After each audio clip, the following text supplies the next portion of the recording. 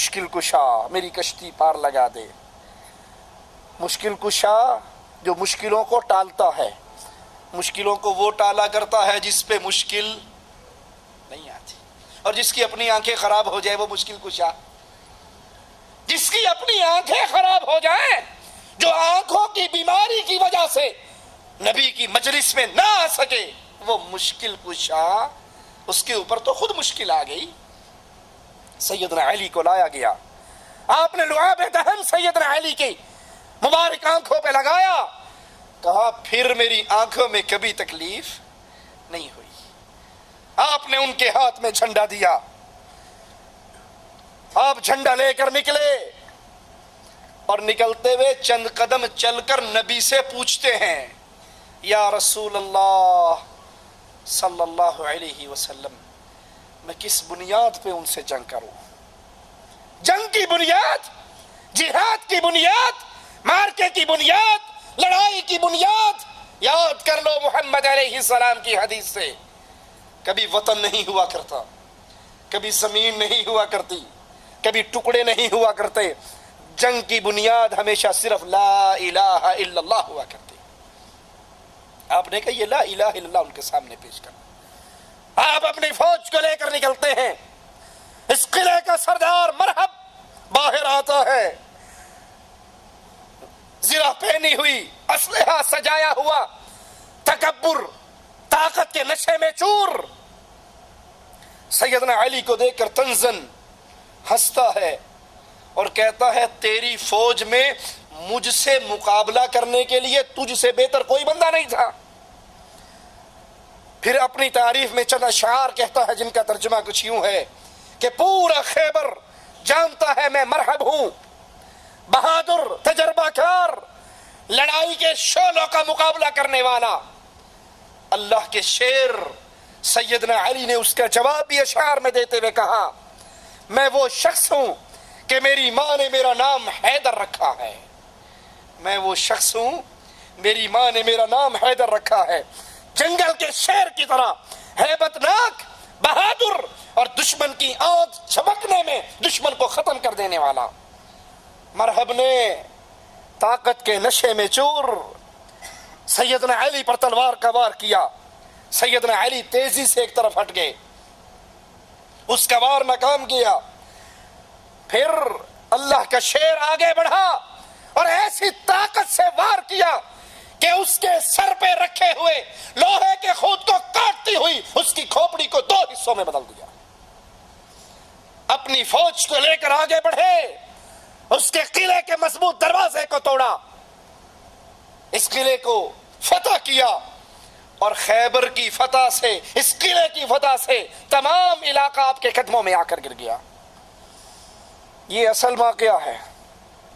یار لوگوں نے کیا مشہور کر رکھا ہے، ایک کہتا ہے کہ جب سیدنا علی چلے، مرحب کے سر پہ تلوار ماری، وہ تلوار مرحب کے سر کو کاٹتی ہوئی پہلی زمین کو کاٹ گئی، دوسری کو کاٹ گئی، تیسری کو کاٹ گئی، چوتھی کو کاٹ گئی.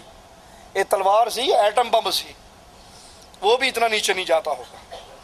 5ویں زمین، 6ٹھی زمین، نعوذ باللہ ثم نعوذ باللہ، کہا جب 6ٹھی زمین کٹی، نقل کفر نباشد، اللہ ڈر گیا. کہیں یہ تلوار چلتے چلتے 7ویں زمین کے نیچے کون ہے جی؟ وہ بیل جس نے اپنے سینگ پر ساری زمینیں اٹھائی ہوئی ہیں. 7ویں زمین کے نیچے وہ بیل ہے جس نے ساری زمینیں اٹھائی ہوئی ہیں، اور جب تھک کر وہ ایک سینگ سے دوسرے سینگ پہ زمین بدلتا ہے، سانس لیتا ہے، تو پھر زلزلہ آ جاتا ہے. کہا ڈر گیا کہیں یہ تلوار چلتے چلتے اس بیل کے سینگ کو نہ کاٹ دے جس نے ساری زمینیں اٹھا رکھی ہیں. جبرائیل کو بھیجا گیا، جبرائیل نے اپنا پر مولا علی کی تلوار کے نیچے دیا، آدھا پر کٹ گیا، پھر تلوار جا کر رکی. نیچے بیٹھنے والے بھی سب عقل کے اندھے ہی ہوتے ہیں، وگرنہ کوئی تو اس سے پوچھتا کہ حضرت جی اتنی لمبی تلوار جو 6 زمینیں کاٹ کر جبرائیل کا پر کاٹ کر پھر رکی، اینی وڈی تیری خالہ دے کوٹھے 'چ رکھی سی، یہ رکھی کتنے سے؟ دوسرا ایک اور جا کر کہتا ہے کہ نہیں، اللہ کے رسول صلی اللہ علیہ وسلم چلے خیبر کے لیے، مقابلہ ہوا، قلعہ فتح نہیں ہو رہا تھا، سورج کے غروب ہونے کا ٹائم ہوا، مرحب نے بدکارہ زانیہ فاحشہ عورتوں سے کہا رسالت کی توہین میں اشعار کہو۔ رسالت پریشان ہو گئی، مصلی بچھایا، مصلی پہ بیٹھ کے آسمان کی طرف منہ کر کے کہا تجھے نہیں کہتا تھا اس کو لے کر چلوں، تو نے کہا تھا چھوڑ کر جا، میں نے کہا تھا علی کو ساتھ لے کے جاؤں، اللہ تو نے کہا تھا چھوڑ کر جا، میں نے تو کہا تھا لے کر جاؤں، تو نے کہا تھا چھوڑ کر جا، اب اس کو چھوڑ آیا ہوں، ان کو چھیڑ بیٹھا ہوں۔ علی سمجھ میں نہیں آتا۔ 39 دن خیبر میں محمد رہتا ہے، سارے شجاعان عرب صحابی تابعی اکٹھے، خیبر فتح نہیں ہوتا۔ 39ویں دن کی شام کے تھکے ہوئے سورج کے غروب ہونے کے وقت مرحب نے جب فاحشہ عورتوں سے کہا گیت گاؤ رسالت کی توہین کے، ان عورتوں نے گیت گایا، رسول پریشان ہوا، مصلی عبادت بچھا کے آسمان کی طرف منہ کر کے، پیغمبر نے کہا کہ میں نہ کہتا تھا اسے ساتھ لے جاؤں، تو نے کہا تھا مدینے میں رہنے دے، جاگو یار جاگو ذرا، تو نے کہا تھا مدینے رہنے دے، اسے چھوڑ آیا ہوں، انہیں چھیڑ بیٹھا ہوں۔ اب یہ گیت تو بھی سن رہا ہے، میں بھی سن رہا ہوں، کسی کی سمجھ میں آیا تو بتا دینا، مجھے بتا دینا۔ استغاثہ کیا، علی آیا، خیبر میں کیوں؟ علی خیبر میں نازل ہوا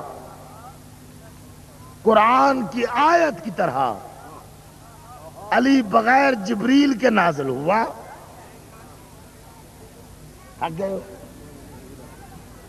پیغمبر کہتے ہیں یا علی بسم اللہ گھوڑے سے اتر، میرے خیمے میں چل، کچھ اپنی سنا کچھ میری سن۔ اتنا کہنا تھا کہ علی خیبر کے میدان میں آیت کی طرح نازل ہوئے، آیت کی طرح گھوڑے پہ علی نازل ہوئے۔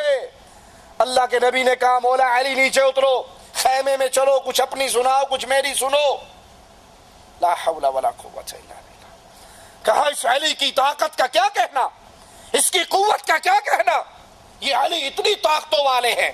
ابو طالب کے گھر میں پیدا ہوئے، ساری عمر ان کی خوراک جو کی سوکھی ہوئی روٹی گھٹنے پہ توڑتے، پانی میں بھگوتے، آدھی خود کھاتے، آدھی اپنے نوکر کو کھلاتے، اور طاقت اتنی کہ خیبر کے اتنے مضبوط قلعے کا جو دروازہ تھا وہ 600 من وزن کا دروازہ تھا۔ مولا علی نے اس کو پرندے کے ٹوٹے ہوئے پر کی طرح پکڑا، اپنے ناخن پر، انگوٹھے کی پشت پہ اگے ہوئے ناخن پہ اٹھا کر اچھالا، کہتا اس وقت کا اچھلا ہوا آج تک واپس نہیں آیا۔ کون سمجھتا ہے مولا علی کی طاقت کو؟ میرا ایک سوال ہے، کوئی جواب دے دے کہ آدم سے لے کے آج تک